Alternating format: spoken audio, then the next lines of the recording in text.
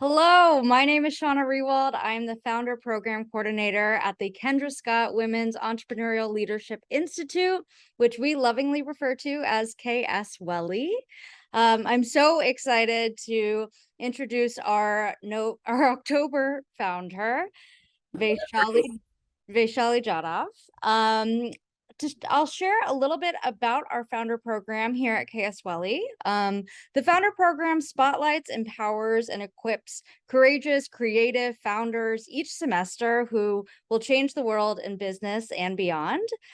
Through resources, events, and marketing, we're able to connect these incredible founders to you and our KS WELI community.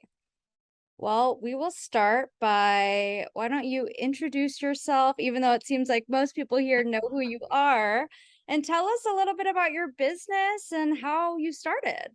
Yes, thank you all. I'm so grateful. I just so blessed to work for like the best Austin companies, organizations, brands, whatnot. And just my journey to the Kendra Scott Women's Entrepreneurial Leadership Institute is just my next stop on this career. And the business that I launched a few months ago is called Sanrekhana. And Sanrekhana in Hindi means alignment. And that is absolutely the work that I love doing with leaders, companies, organizations, and their values, right? Sometimes when we join an organization and we're like, our day-to-day doesn't feel like what was promised to me. Well, there's probably a misalignment there. And so that's my favorite conversation to have with leaders and with teams is around alignment. So I named it Sanrekhana. It's also just a hint to my heritage. I'm really proud to be an Indian American. And there is a point of view that you have when you have both a Western and Eastern upbringing. And that is a point of view that I want to bring to business. It's not good or bad, right or wrong. You can have balance both. And that's the perspective that I love to bring to the work that I do. I love that. Will you tell us about how this business came to be, how you created it, and a little bit about your career leading up to this point? Yes, I really started it because you have people that nudge you along in your journey. You know, we always talk about entrepreneurs sometimes have a point of view they want to bring into the world. For me, it was people being that mirror to me and my purpose, and people in the last 3 years nudging me. And some of these people are here today, like Andres, who was a dear friend of mine, whose job is like chief purpose officer, I think, at Whole Foods, because that's his goal is to help people find their purpose. Lee Kane, who's here, Margaret, who's here, all from Whole Foods, were just early nudgers into my purpose. And then in the last definitely 3 years, different companies were asking, can I hire you? Can you help me? And then finally in the last few months, I said, yes, I can. Leslie Robinson, who's the founding director of the Institute here, is also one of those nudgers for me who gave me this opportunity. And all of those kind of were those hints that called me to do this on a full-time basis, to be able to say yes to those projects, which just get me out of bed in the morning. I know what those look like. I know what that feels like. And to have that every day is what I wanted to do. Why I started after graduating from the University of Texas, which I loved. I'm happy to talk about my time here. I worked at the Gallup organization. So there's a power at 22 years old studying what makes people engaged in their work, what gets them out of bed, what the science behind human flourishing. And it's something that I always come back to. And I just think now is the time that we need to hear from different perspectives, different points of view, but also be mindful of the data, right? And so I try to balance both in all of my learning journeys that I create. And that's what really inspired me. I really do think there are some voices that are missing from the leadership development conversation. And that is, I just wanted to add my voice to that conversation. That is incredible. I love that.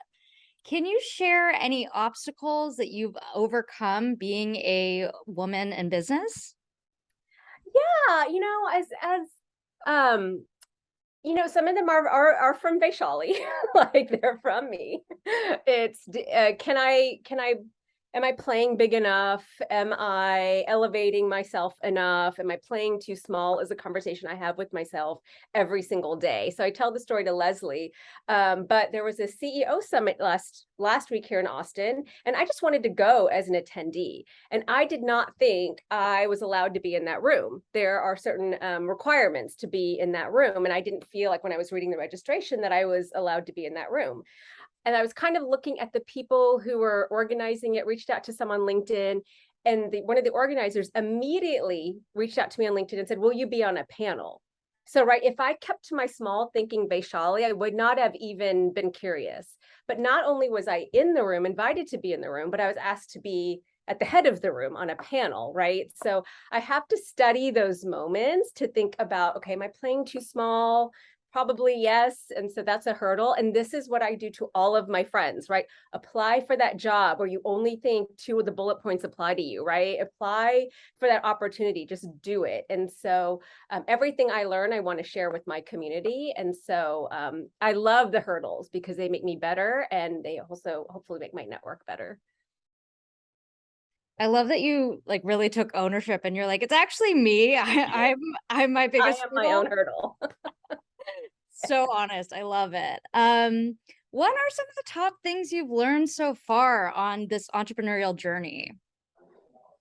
Oh my gosh, so many things. The power of gratitude, right? I'm in leadership development. I know for a long time in my career, I was a really hard person to manage. And so I have absolutely set time to go thank people who've been my manager before. So my Whole Foods friends, like I'm taking Chris Murray out for lunch in a few weeks because she taught me so much. And I think when she was my manager, she coached me, but she didn't get to see the end result of her coaching, right? So now, like a few years later, I really took her lessons to heart. And so gratitude is something that I've learned is crucial in this journey. Letting go of expectations, right? I fill out proposals every single day, and I don't know if I'm going to get rejected, accepted. I have no idea. Where yes, Andres, you owe me lunch. I have no idea where those proposals are going to go. But so many times, right, if I get hung up on this proposal, I have to win it, then I will be definitely not in a great mood. I'll really impact my energy. But when I let go, I see that sometimes almost every single person I've worked with reaches out to me on their timeline, and that feels good, right? So it may not be a project that I get right now, but 9 times out of 10, that person is reaching out 3 months from now, 6 months from now, a few weeks after we first talked. And so I just have to let go of that expectation. Awesome. Okay. Who or what, and maybe you already touched on this, but who or what inspired you to become an entrepreneur? Oh my gosh, so many people on this call. I will say, I do have to share, Margaret, if I can, a story that where you inspired me, right? Margaret Wittenberg, please Google her. She is an institution in the field of organics in terms of what she did for Whole Foods Market. She has this beautiful story about what she's done for Whole Foods, but she was our original quality standards expert in terms of Margaret is the reason why a lot of ingredients are not in the foods of Whole Foods Market, right? Why you can trust what you get there. And she has inspired me to get closer to my family, to not skip those birthdays, to not skip, like it was Diwali this week. And I made a promise to myself, I will never spend Diwali without my family. This is the last year I'm going to do it, right? Whatever it takes, I'm always going to be with my family for Diwali. Always be there for my father and my mother's birthday. Like that is a non-negotiable. So that was a lesson. And because I teach a well-being class for leaders, it's part of the lesson I want women to have. I'm very well aware that most of my classes are filled with women, and to do what you need to do to take care of your wellness. So Margaret's definitely been a personal and professional inspiration. For me, my parents, I'm the child of immigrants. And, you know, when you're a child of immigrants, my parents didn't have family to ask, like, how do I get my kids through school? How do I buy a car? How do I buy a house? I just bought a house and I have an MBA and I was born in this country and I still don't know what I did, right? And so for my parents to figure all of this out by themselves are a true inspiration to me. If they can figure things out, I can too. So I can't get frustrated when I can't figure things out, but I don't let it bog me down. And then my nieces and nephew really inspire me too, because they're the next generation. A family that will live in this country. And so I want to make sure everything that I learn, I can equip them with. So they inspire me as well. That is oh, Oh yeah, I Oh think yeah, so. Thank you.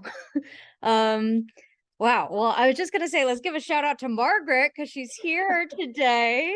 It's amazing. It means so much. I love that. Okay. What have been 1 to 2 of your proudest moments since you've created your business? Oh, my work with this institute, I am so proud. And I hope Margaret and Lee and Andres, you're proud of me too, because what I am doing is at 18 years old, 19, 20, 21, our students, they know their core values. They know what their purpose in life is. They know where to ask for help, right? And a lot of this was because Whole Foods did that to me. It was the first place when I started at Whole Foods. I had smart girl in the room-itis. I thought I had to be the smartest girl in the room. But because I had amazing leaders who were like, no, we just want you to be you, right? Weaknesses and all. I know that made me a better leader. And so I don't want our students to have to second guess themselves and have to figure out that they have to have all the answers, right? So so being part of the Kendra Scott Women's Entrepreneurial Leadership Institute here is my proudest thing that I've done. And it's funny because in one day, like today, I started my day working with CEOs. And then I'm ending my day where we just, Leslie and I just Leslie taught our class, but we just had our leadership class. So I feel like I'm this bridge between like what executives are struggling with and what the next generation of leaders want of their workforces. So I want to be this bridge. And so I'm really proud to do that. My wellness class that I teach for leaders, I will tell you, it's pretty much the same class I am teaching at the CEO level. I just use a little bit more data, but it's like we're all encountering the same issues, right? And so I get really proud when I can have that conversation with both audiences. Like I know I'm a good facilitator when I can tailor and shift and pivot based on my audience. I'm also really proud, so I'm proud of my work here. I'm also really proud that somebody would ask me, what is the one audience you think would never hire you? And I'm like, I think would be like a head of information security, because the engineering is an audience I never thought I would flourish in. I've done it when I was at Indeed. I did it okay, but I don't know that I'm like the best person to teach in front of that audience. Well, I just signed like a 5-month contract with the chief information security officer at a very, very big tech company. So here in Austin. So I never thought, not only did I think I couldn't teach in front of that audience, I did not think their leaders would find me credible or helpful. So to have signed like a C-level contract and then working with students all the time those are my 2 highlights. And not burning myself out, because I can do that. So that's my 3rd thing I'm proud of, that I'm doing it months later with still a smile on my face. That is so powerful. How incredible. And, the comment about burnout too, it's like that is something to be proud of. There are too many people that are getting so burnt out. And I think that should definitely be at the top of the list of things you're proud of. Yes. What's the best advice that you've received along your journey that you would want to share with this audience here today and anyone else who might be watching this in the future? Oh, best advice. I mean, surround yourself with, I really do feel like the people you surround yourself help predict your future and your path. And so if you are surrounding yourselves with people who are curious, who are whatever, quote unquote, successful, like happy, whatever they're doing, you're going to absolutely take that. So I've definitely been even a little bit more cautious about who I'm surrounding myself with. Have so many cheerleaders, and those cheerleaders, I want to be that for others. If you want to start a business and you are worried or have any kind of fear, you come and talk to me, because I will definitely I want to help rise others up, because there have been so many for me. So my biggest advice is look for those people that will support you, that will help you, that will give you that feedback that you may not want to hear, but it's definitely from that place of love and definitely from that place of compassion, and then pay it forward. Because the return on that investment is it's infinite. Amazing. I really like that. What has been your favorite aspect so far of being an entrepreneur and being a woman entrepreneur? Yes, yes, yes. Just so many things, a variety of things that I work on, I love. I thought I would just be doing leadership development programs. But actually my biggest source of interest is around my team cohesion workshops that I do. So I'm certified in different kinds of work. The one I'm most proud of is my psychological safety work that I've been doing in the path of Amy Edmondson. And so that has become really popular. And then from that, because, and another piece of advice I'd give to entrepreneurs is always listen to your customers. And so my customers right now are saying, hey, Vaishali, we need some facilitation training. I never thought that that would be something I would offer, but I've had 3 different customers reach out and say, hey, we have folks that like have to do facilitation for 10% of their job. It's not enough for me to go send them to some big training. Can you just do some coaching for them? Oh, that's amazing. Yes, that's a win-win, right? And so now it's a product that I might be developing down the road around just helping people become facilitators. But it's all from listening to my audience. Also listening to my audience saying, hey, there are better, if there's a need, there's a better person who can do that from me. So I feel like there's this 5 lanes that I like to kind of go in and out of, but there are some like career development. I have like some good career development content, but there are way more better, fascinating, data-driven people that you should be hearing from, right? So here, you should work with them. The diversity inclusion conversation, such a vital conversation. I love talking about it, but there's a limit to how much I can talk about it. So I have better people within my network who can have that conversation, have the data, and frankly, whose voices need to be heard more than mine. So I love being able to do that too. So those are some highlights. Yeah.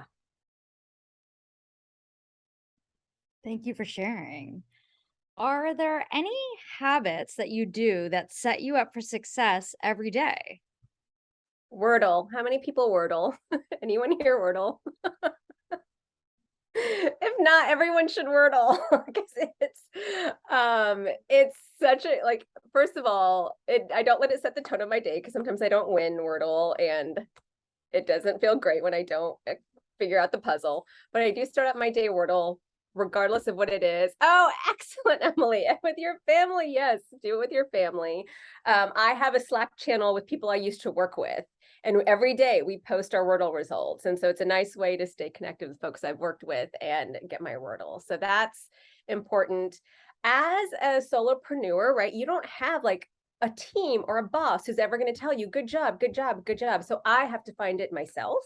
Like, basically my performance review is a customer re-signing up for me, right? So if I don't get performance reviews, but for example, I've been working with P. Terry's for a few years. Every single year they have me work with them. That's my performance review, right? I know I've done enough work to get another year. You know, same thing with the Institute, right? When Leslie, 1 year may be like, Vaishali, we got to move on, right? That's going to be my performance review.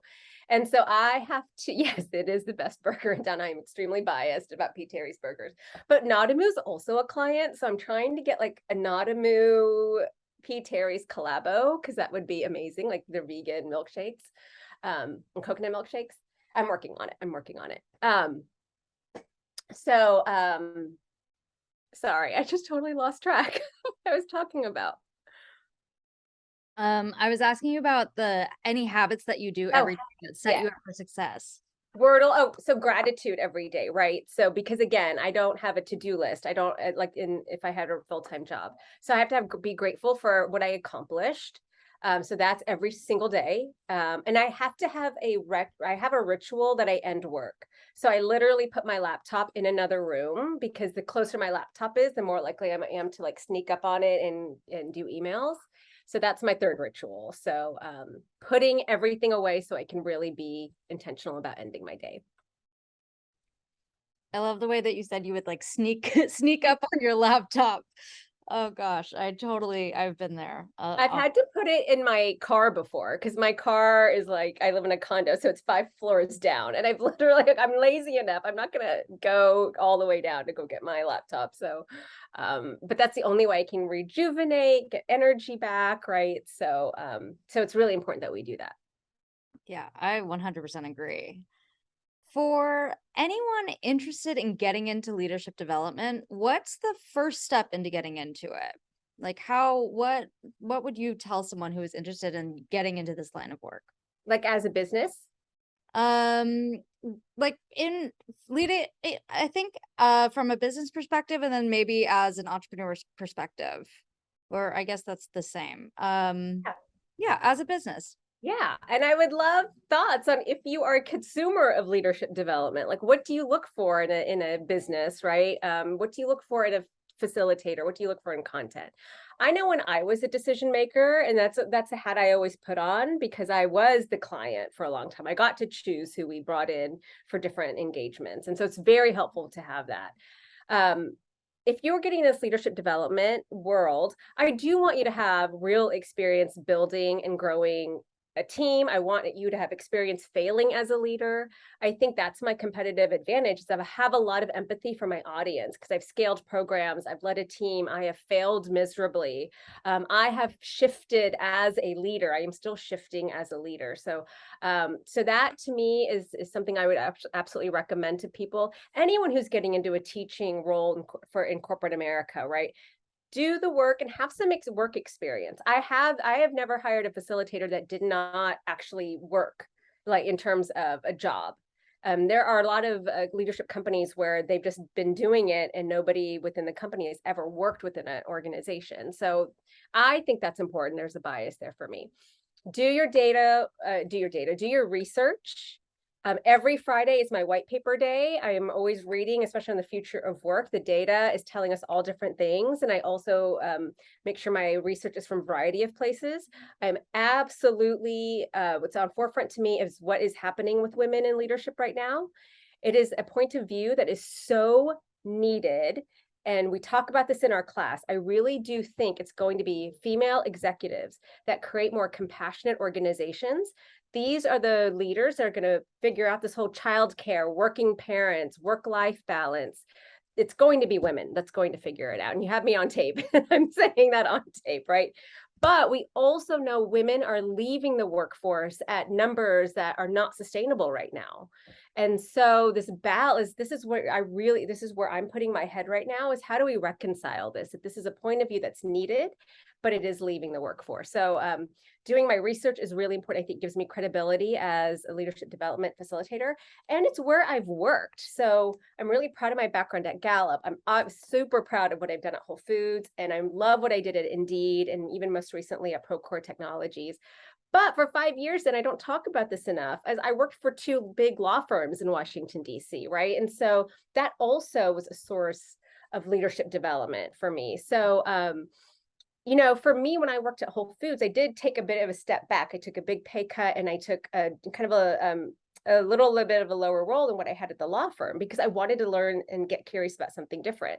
And that has been the biggest return of investment on my career. So I would really advise you when you think about jobs, yes, salary is so important. Negotiate your salaries because we know as women, we don't always do that. So do that, talk about it, get paid what you are worth. But also know that sometimes a career will pay you back in a different way. And so yes, and Andres, he's a recruiter at Whole Foods, so he is going to give you all jobs at Whole Foods if you'd like them. Right, it was a magical place and time of my career, and I would do it all over again, right? So what I learned again when I was leaving Whole Foods, people were like, you are leaving this company as a different person. And they were absolutely right. I was more compassionate, I was kinder, I was more patient. And I want everybody to have that experience and that shift. Good try, Andres. I saw that boomerang in there. Maybe we'll see. I love what you said about women leaders leading the way and being more compassionate. I mean, so much of what we're doing at KSWELI is, leading into and developing these founders and these women-led businesses. And yeah, our goal is to get as many as possible. I just cannot wait to see what happens with this next FoundHER cohort. And when a woman starts a business, she can build all of this into her model, right? So if her goal is, like we have the example of Kendra Scott with Mother's Day, right? So that is a company-wide holiday. We hear, at Bumble, you have a whole week off. It's a whole company shutdown that happens.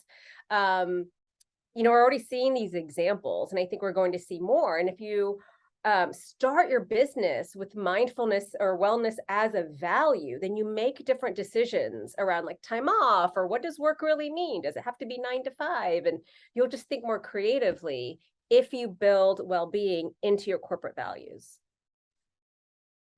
Yes, I am all for that. All right, another question. How does your business look different now versus from when you started it? Yes, and technically in 2017 was my first time kind of going out on my own. I was going out on my own as a contractor. So after I left Whole Foods, I just really wanted to teach and was kind of an independent facilitator in Austin. I did not have a business. I didn't have an LLC. I was just kind of like, I taught it at a department here at UT and for different, some of my friends who have leadership companies. So I had no mission. I had no purpose. I did not have an LLC. I really did not have a clear point of view, but that's where I was. I just needed to just teach, and that's all I could give to the community right now. So it looks a lot different because I am very clear. I am way more confident than I was 5 years ago when I first tried this. I have a better network, and I'm happy to talk about networking skills. I'm going to steal a little bit from Leslie, who just taught an amazing class on networking. Much better network than I did 5 years ago. Teaching for tech companies the last 4 years, and they're both mission-driven tech companies. I'm really proud of what Indeed does, really proud of what Procore does. That helped me sharpen a lot of my skills as well. So those are some of the things that I have now that I didn't have before. I just really think it's the confidence and it's the network that are really what I'm really grateful for now that I didn't have 5 years ago. Having a expansive network is game changing, can be extremely game changing for anyone's career.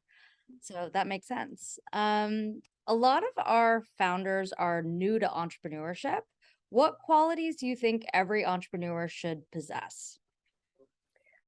Oh, I don't know if there's one, because every business is this different, and I want people to bring their whatever that uniqueness is to their business.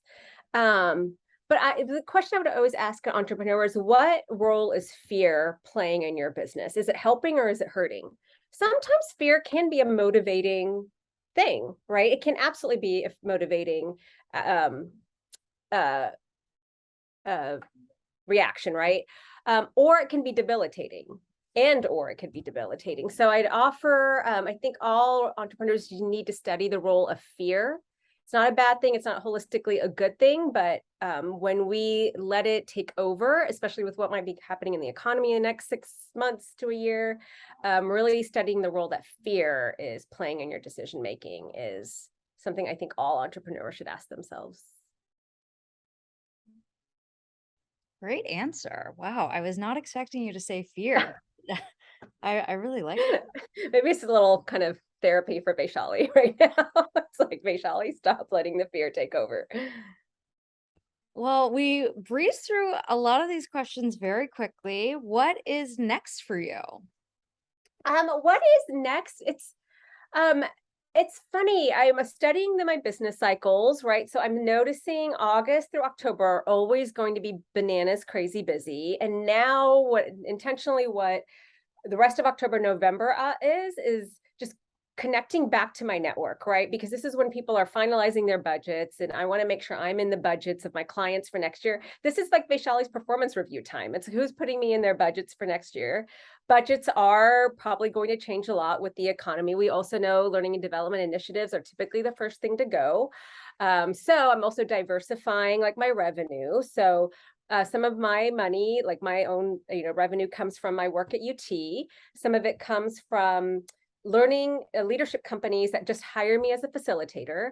A lot of it comes from my own clients. And then I have a handful of leaders that reach out to me for coaching. So that's not a big product that I'm putting out there. But if people come to me and ask for me to be a sounding board, I'm happy to do that. So I have 4 different revenue streams. And I think that's really smart for entrepreneurs to try to think about that. Because if something goes down, there might be something else that can mitigate that. So that's what I'm going to be focusing on, is how to continue diversifying.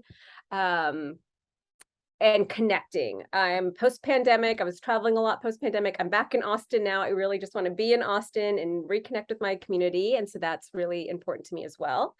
And then the next thing I really want to explore, I've done 2 keynote talks in the last 3 years, and I really love it. It's weird because I'm a facilitator and I'm really annoying keynote person because I want to engage and talk with the audience.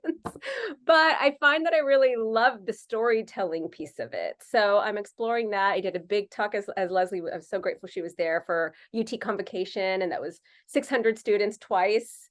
Oh yes, I'd love to do TEDx UT Austin. I feel like I have a lot of stories I don't tell that I would love to start sharing more. So that's what I'd love to explore as well.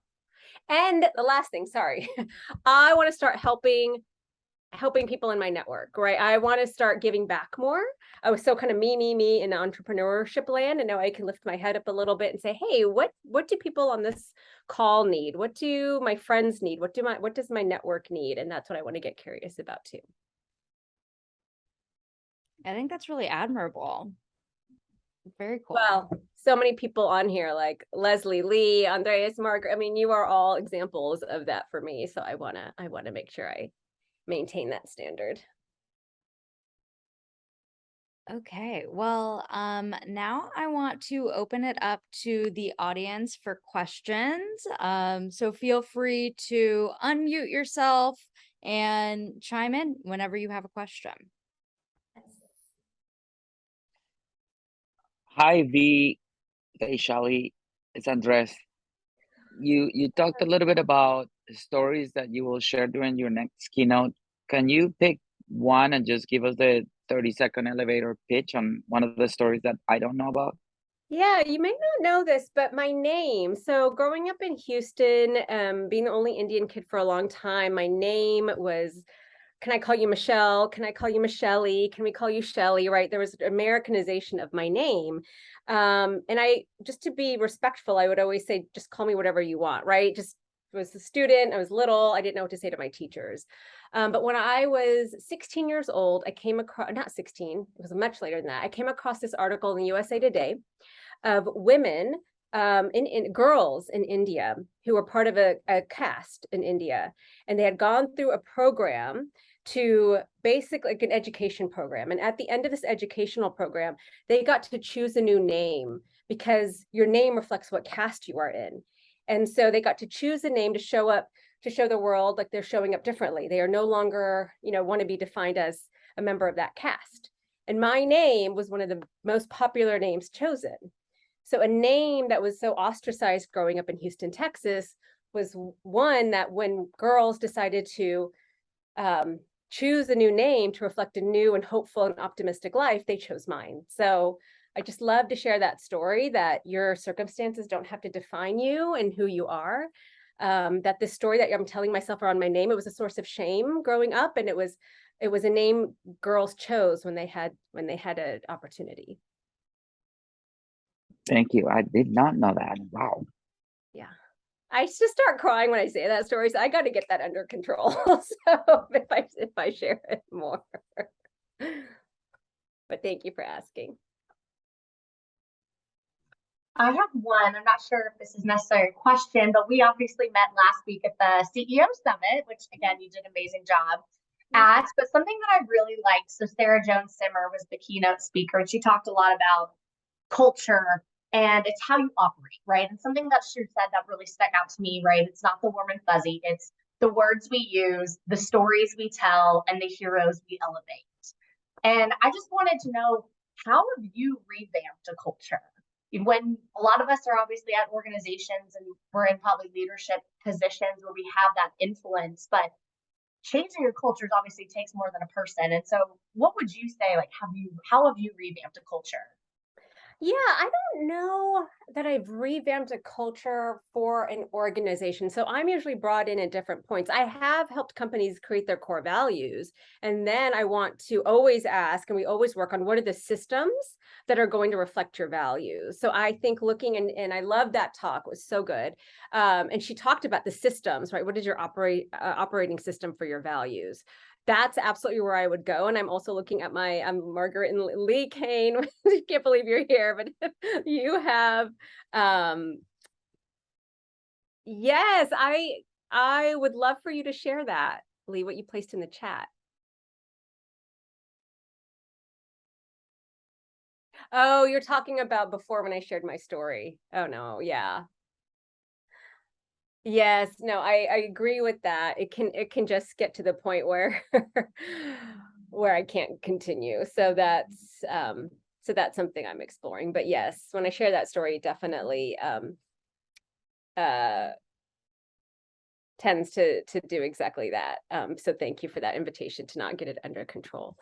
But yes, when I think about revamping culture, there's organization culture, there's enterprise-wide level culture, but there's also your team culture. And as a leader, that's what you absolutely can impact. What is it that the people on your team are called to do? What is it? What is the gift that they're bringing to the organization to, whatever is in front of you? And how do you activate that gift? And so when leaders say that they're waiting for their company to make changes with their culture or whatnot, yes, that's fair, right? That's absolutely fair to look for that and want that. But leaders can do things every single day to create a team culture where people, there's that thing. Do I want to answer that Slack message or do I not? Right? If I'm going to just pick on Leslie here just a little bit, because right. So or does Leslie go to the bottom of the pile, right? Or does she go to the top of the pile? And so she goes to the top, obviously, because we have a great working relationship, right? There's a strong culture here, even though it's in between two individual people. So I would really invite, if you're a leader, I have some great questions you can ask to assess, like how people are feeling, how connected people are feeling. And then organizational culture, that is a longer journey and may or may not be out of one's control. But if you are a leader, you can absolutely control the culture. And I don't even want to say control, you create it, you co-create it, you celebrate it, are things you can definitely be doing as a leader.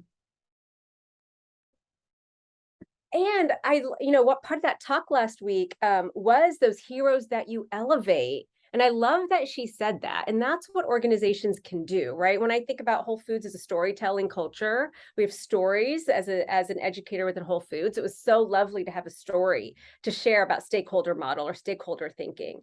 And so as an organization, as a leader, what stories are you elevating, right? Are you elevating that time when your team members are supporting one another? Are you sharing those stories when about how people build trust and keep that trust, even when it's hard to do, or even when things are ambiguous?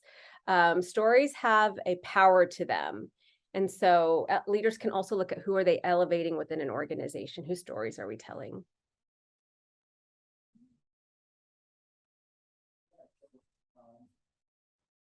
I have a question for you. Being someone who helps others identify their values, what are your top values?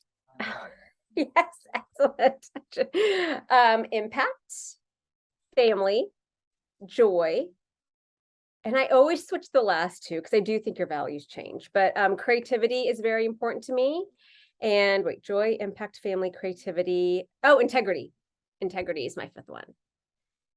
And so all of those, right, come from my upbringing. They come from things that I've seen, and I'm thinking, I want that all the time, or I want to do all that all the time, or I want a leader that does that all the time. And I've been on teams and at companies where I could not experience joy, or where my leader didn't have integrity. And those were companies and teams that I did not spend a lot of time on because my values just did not fit in what that team or organization needed. And I invite all of you to think about this, right? If you are, wherever you are in your career, right, there is a home for every one of your values. Your values should ignite and activate an organization. If your organization or team isn't ready for your value, that is a good sign that it might not be a good fit. The timing might not be right. But I don't want anybody to spend a day not doing at least one, something that's in line with at least one of their values. I really do think that's a source of burnout too. I don't have any research to say that, but I really do think values misalignment is a source of burnout for a lot of people, but we just don't have a common language or framework around it. I'm working on it, y'all, but I'm not there yet. Well, we will keep an eye out for it.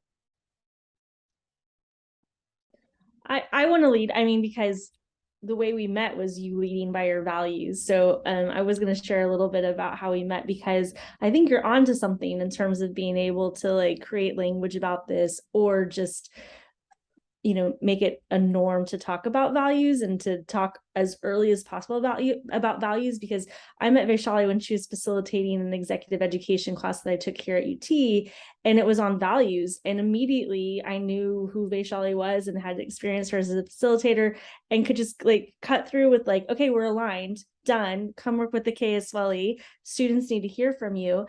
And one thing that we're trying to do with our students is have them lead, you know, as quickly as possible with their values, to be able to find the value, but really more importantly, to be efficient, to find the misalignment as you're looking at friendships and relationships and jobs. And so, like, Vaishali, how do you get people to lead with their values more, so that you can be, you know, me, I'm like the efficiency like person, how I want to view that, but how do you get people to talk about that more, so you can, you know, either go this way or this way, and you feel really, really good about that gut? Yeah, I would love, and again, I think women are going to crack the code on this. I would love it to be more safe for leaders to say, these are my values, this is where I shine, this is what I'm good at, and here is what I need from you, right? It's that second part. I've like Chris Murray was a great example of a leader. It's like, you know, I knew where she shined, but she would always be honest, this is where I'm looking for you. This is not an area where I am strong. You're stronger at this. And when she said that, I just like would lift up in my seat a little bit more, right? And if we said that, if leaders when they first were onboarding somebody would say, this is why you're here, Leslie, you're an executor. You shine in this, probably even more than I do. So I will be looking at you. I will be looking for your recommendations, right? If a leader said that to you in your first 2 or 3 weeks on a job, how empowered would you feel? You know, you belong there, you know, you have a value that you're bringing. And so I don't think, you know, leaders can use their values to say, this is where I shine, this is where you can expect me to support you, but given my values around X, Y, and Z, these are things I need support on the team. I also think, just in the back of your head, always as a leader, like looking at when you see someone's value add something to a project, right? It's because, like, yeah, we were all just sitting there having a bunch of ideas, but because Leslie got out the spreadsheet, she created the checklists, we now are moving our ideas into action. Here's a great example of how her values really shifted how we showed up as a team. If we had more specificity in our language too about how people, I mean, wouldn't that be awesome if on a performance review, which, by the way, that's the other thing I'm working on, review systems, and I think what I'm learning as an entrepreneur might give insight into different ways companies should be like measuring performance. But what if in our conversations with your leader, you had a space where you're like, this is how Leslie's values added to the team. And if Leslie could say, this is where my values added to the team, but also this is where, given my values, I need support from others, we could have a much more values-driven conversation around performance rather than just us kind of guessing. And so, I mean, those are just a few ways that I think corporations can really operationalize this language.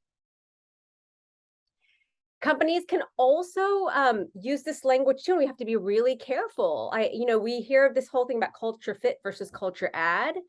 You know, in that culture fit assessment, you definitely leave out people who don't look like you and who don't share your same perspective. So we have to balance that. I love that this pivoting to more of a culture add. This isn't a point of view that we've had before. This isn't a perspective that we've had before. How are we going to embrace it? It might feel uncomfortable, it might be a little different than what we're used to, but this is how you innovate, right? This is how you really create cultures of well-being and inclusion and belonging. So I think values can be a very powerful tool to evolve these conversations. It's so unscientific, though. It's like the only thing we do in our class, and there's no assessment, but it's the assessment of you, which could be like the most powerful point of view. I have a question. Yes. When you said that you keep up with data from different sources on Fridays, where are you looking as you're trying to maintain diversity in your data collection? And how do you begin to sort of chip away at that analysis and interpreting it into your work when so much of data collected about women in the workplace is about such large systemic issues that seem almost impossible to tackle on a like a day-to-day scale, but obviously you're doing it in your work. So I'd love to hear about that process and sort of where you look to when you're trying to keep up with the latest data that you're analyzing. Yes. So I do have to kind of minimize my sources, but they're all kind of saying the same things in different ways. But catalyst.org is my favorite. I was introduced to it when I was at Indeed. I like it because first of all, they distill the information in a really quickly, ready to read, easy to read format. But if you want to geek out on the meta-analysis, you can, right? It's always there. It's always available. So I appreciate that. If you're looking to donate to a cause, they are a nonprofit. So if your companies are looking to partner with a nonprofit that's doing great work, I really recommend Catalyst. I kind of right now am just focusing on that because if I have too many bells and whistles, it can get distracting, and I really do trust that as a source. Gallup too, they're doing way more data too on wellness, well-being, global engagement. I mean, they've always done global engagement, but they're cutting the data in different ways is a more succinct way to say that. So Gallup is where I go to every Fridays. And then HBR, I always do Harvard Business Review. Those are the three. I'd like to evolve more of my sources. So if there's other sources I should be looking at, I'd love those recommendations, but those are the three that I consume every Friday. And so what can we do about this? So I know this whole conversation to me is insurmountable, but when I partner with people like Leslie, when I look at what Margaret did at Whole Foods, and when I look at the supporters like Lee and Andres, I'm like, no, we can do this. We can absolutely do this. So what I can do is, first of all, ever since I've been with the Institute, I know that I'm a model to students. And so I try to be a voice to them. But I also, I have done things where I'm Indian and I follow Gandhi and we are civil disobedient. And I have done things where I have called out people on behalf of my friends. I was in a meeting where the men were speaking and the woman who had all the expertise was not saying anything.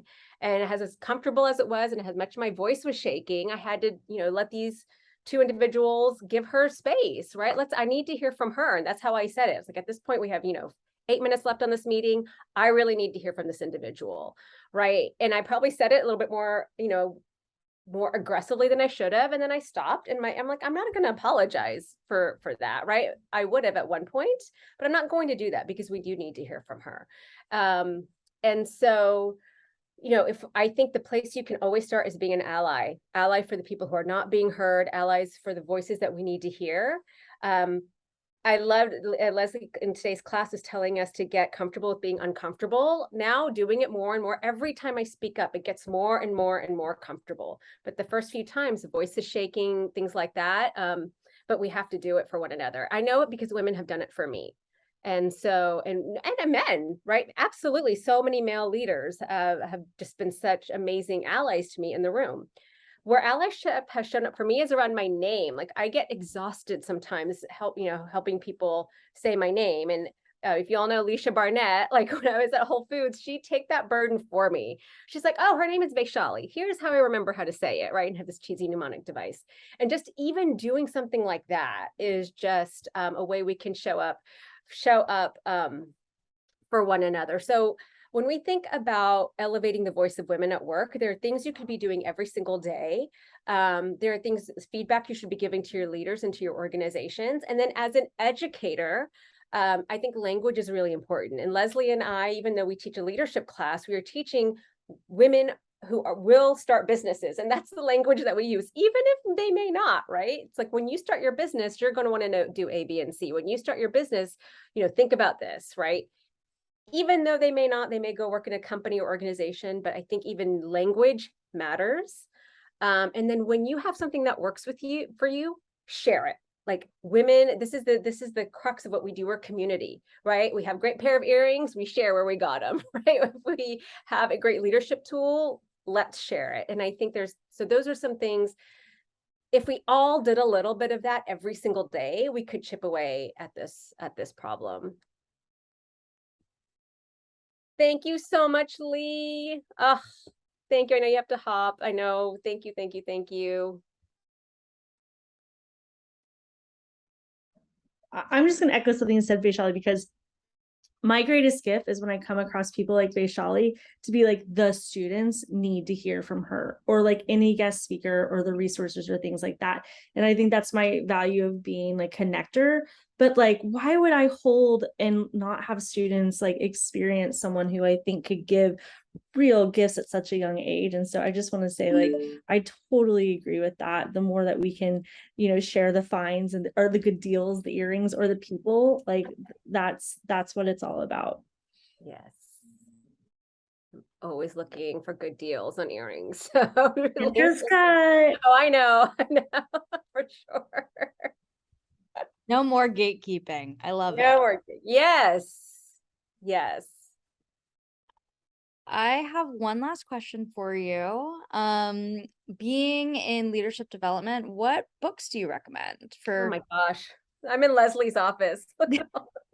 Got a few. I love Dare to Lead. It's Brene Brown. She was also introduced to me when I was at Whole Foods. I just fellow Texan. I don't know. I love me some Brene. The way she phrases things as a facilitator who has to speak all the time. I'm like, gosh, I wish I could just phrase things the way that she does. So in addition to her research, her content, her ideas and frameworks, just how she phrases things is very powerful to me. So I love that. I love Priya Parker, and I think she's going to be a next thought leader as we think about what gathering looks like in this next hybrid world. She's going to be somebody you're going to want to resource a lot. If you are I don't plan events. She's technically, I guess, an event facilitator, but she really has helped me think about your purpose behind just bringing people together, which is what I do, right, in my sessions and in my classes. So Priya Parker, I think, is going to be another amazing thought leader. So those are the two that I'm geeking out about right now. I cannot wait to read Kendra Scott's book. What I love about Kendra Scott's story is just how scrappy she was, how resilient she was.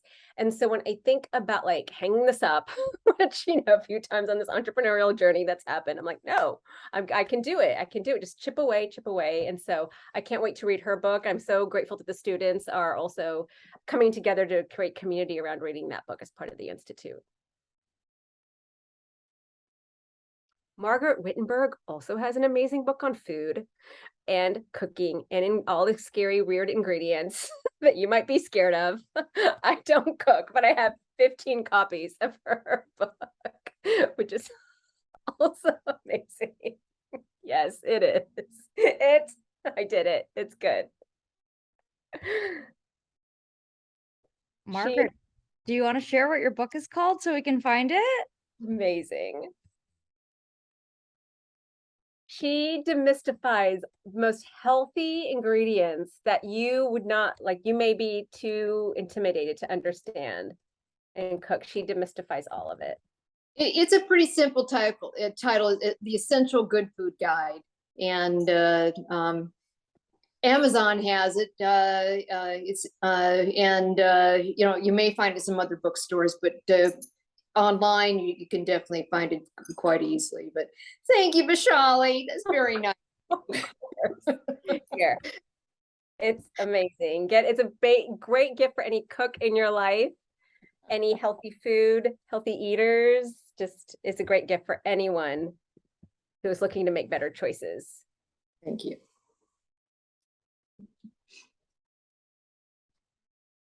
I'm so excited to check it out.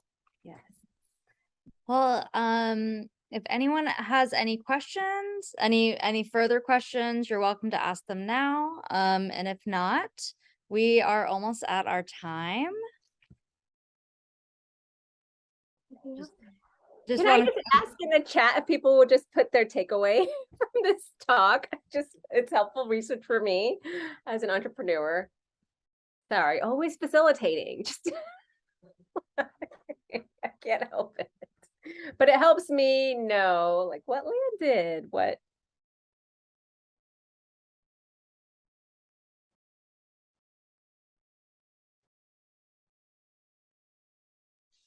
Hey, I just want to thank you, Vaishali, for sharing you. I mean, you have a lot of wisdom, knowledge, background, talent, skill, but what I love most about you is that you always share you authentically, and the opportunity to connect without rules and and ask questions. You know, you make people feel, you know, less guarded because you're humble in your approach and you're very humble about your accomplishments. You've done so much, and thank you for sharing that with me and with the world. Oh, Andres, thank you. This is all your fault. You're and Leslie's fault. This is what I always say. My accomplices.